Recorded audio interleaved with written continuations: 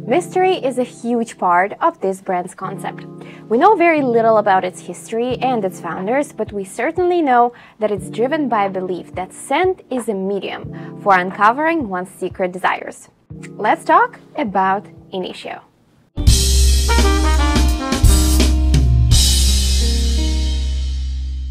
Initio is a relatively new perfume brand. The limited information we have about it suggests that it was first unveiled in 2015, and it was led by this artistic director named Sonia.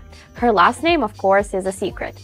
The name Initio is derived from Latin and means the beginning or the start. It reflects the brand's philosophy of returning to the origin of fragrances, reviving the time when scents were believed to have a magical power. We know that scents play a crucial role in our social and sexual lives. The sense of smell is directly connected to our limbic system, which is the part of our brain that directs our emotions, and it subconsciously determines our social preferences. Yes, it was scientifically proven that the impression that we make of a person that we just met for the first time depends on whether or not we liked the way they smell. We first and foremost pick up on their natural chemistry, their natural smell, which of course can be beautified by fragrance that they wear. So Initio takes this fundamental knowledge about human behavior and creates fragrances that open up a new emotional dimension to connect us with others. They want their perfumes to trigger a vivid emotional response, have a magnetic power on people. And if your brain started taking you down the path of pheromone-based perfumes and aphrodisiacs, you're on the right track, because that's exactly Initio's idea. The house takes on a scientific approach and collaborates with the best researchers and chemists in the world of fragrance. And among other, they managed to create an innovative molecule called naturoprint that supposedly replicates the effect of pheromones. Now, pheromones in perfume is a very controversial subject. I personally don't believe in it. I think every living organism's natural pheromones, natural smell is super unique. And even if it was possible to create a molecule replicating a human's pheromones, it would not have the same effect on everyone. If you believe that it's possible to extract pheromones and add them to a fragrance, let me know in the comments. The idea of Initio fragrance blends having some magical, unattainable power and the mysterious vibe is reflected in everything, even in their packaging. I mean, look at this. Solid color, square-shaped bottle with the only decorative element up in the front. An arabesque that looks like, I don't know, some type of a secret code. This bottle looks like a magic box, as if you open the lid and some type of magical light starts shining from it. Anyway.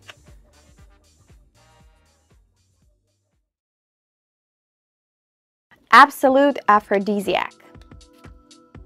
This perfume has all the ingredients of a fragrant love potion, aka all the notes that are usually considered seductive. Vanilla, musk, white flowers, and castoreum, the animalic part. To me, it's a thick and sharp vanilla with a bright aromatic aspect at the start, and it opens beautifully into this ambery leather, and on the dry down I'm getting a smoky and animalic nuance. It doesn't convey a blunt, erotic, take me here kind of message. It actually sits on a slower and darker side of seduction. It's like tricky. If this fragrance was a dress, it would be a long, slim-fit cocktail dress with a huge front leg, slit, and a fully exposed back. Elegant but showing skin, covered in cold crystals but so hot. Unlike its vanilla brothers and sisters from other brands, Baby Cat or Bella Gloria, this fragrance does not have a heavy balsamic or incense-like facet. In fact, this is one thing that makes me love Absolute Aphrodisiac, is that it doesn't turn into the smell of hammam or steam room with vanilla vapors. That's precisely what those other vanilla fragrances smell like to me.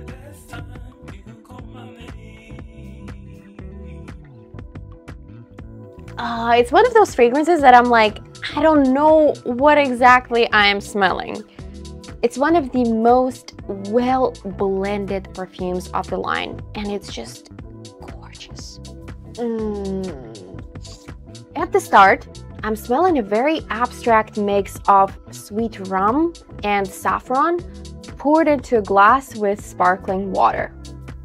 Disgusting. It's a metaphor. What I want to say is that despite its density and sweetness and silkiness, it still has air in it and has this playful, sizzling, slightly plastic, musky part somewhere in the background. Side effect is leaning masculine to me, and it's extremely addicting. You look at the pyramid and you see a pretty trivial combo like vanilla, rum, tobacco, saffron, musks. But trust me, it's so well balanced that every sniff of this perfume will make you want to come back for more. And no matter how many times you smell it, you will never fully understand it.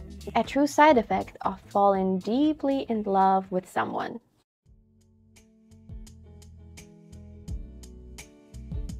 If the first two perfumes are a perfect match, so for him and for her, for an elegant date night, provoking a lot of sexual tension and desire, Paragon here is about a different story. It's about a different mindset.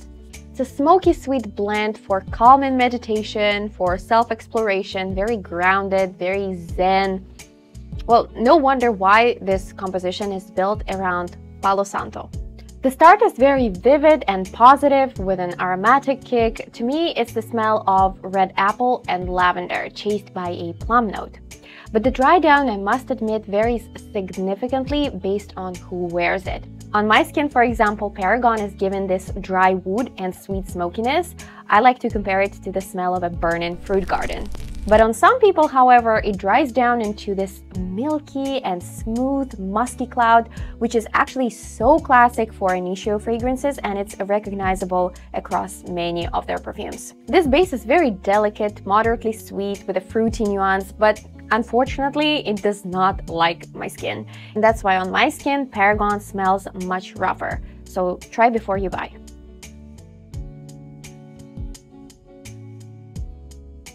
Here you get to enjoy the classic Initio musk to the fullest, just like the name suggests. This is a true signature scent of the brand in my opinion, and it's also very abstract. Even with my vast experience of smelling perfumes, it hits the blind spot for my nose and for my brain. Not in a sense that I can't smell it, but in a sense that I can't associate it with anything specific. And that's the second fragrance in just one video that demonstrates how damn well Initio works out its mantra of creating enigmatic fragrances. Musk Therapy really plays with your nose, showing off its many personalities one by one. So it's a constant interplay among the vague green and citrusy side, then creamy and nutty side, then floral side, and of course the fluffy muskiness as well. After studying the pyramid, I can definitely agree with the citrus block, which is very obvious in this composition, and I can also pick up on magnolia and sandalwood notes. Although my recommendation with Initio just in general, do not look at the pyramid. Try not to get that bias in before you smell and feel these perfumes for the first time. Let the Initio mystery work on you.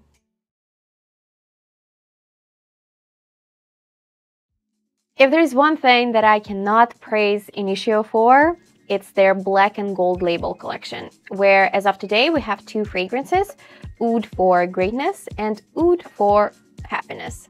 I don't understand the brand's take on this precious note, and I don't think they did a great job in portraying Oud in a way that's worth the investment. This, however, doesn't mean that these fragrances don't get any attention from public. People still love them, people still buy them, so I guess it's a matter of personal taste. If I was to pick one, I don't know, but most likely it would be Oud for happiness, which in reality does not even smell so much like oud, to be honest. It's indeed a very positive, happy story that starts with a burst of grapefruit, ginger, pungent spices, and it dries into a cedar wood base with a massive green and herbal block. It's just a guess, but I would say that there are some traces of cannabis here, officially not in the pyramid though. Oud for greatness, on the other hand, smells way more like oud, But for whatever reason, they decided to pick the least attractive side of oud, and that is the medicinal side. Oud for greatness is definitely less versatile compared to oud for happiness, which can easily be a cross-seasonal, cross-gender fragrance. To summarize once again, it's a heavy citrus, herbal block, and a spiky, smoky wood. Regardless, Initio remains one of my favorite brands for its elegance, masterful abstract compositions, and a super recognizable DNA with its cuddliest signature creamy musk. Important and super exciting note, a new Initio fragrance called Narcotic Delight, yes, is coming out in just a few days. I already had the honor of trying it and falling in love with it, and I can't wait to tell you everything about it on February 1st. Subscribe to our channel and click on the bell icon to be notified when the video is out and be one of the first people in the world to hear the review of this new Initio creation. Thank you for being with us. Don't be shy on your likes and comments, and I will see you in the next video.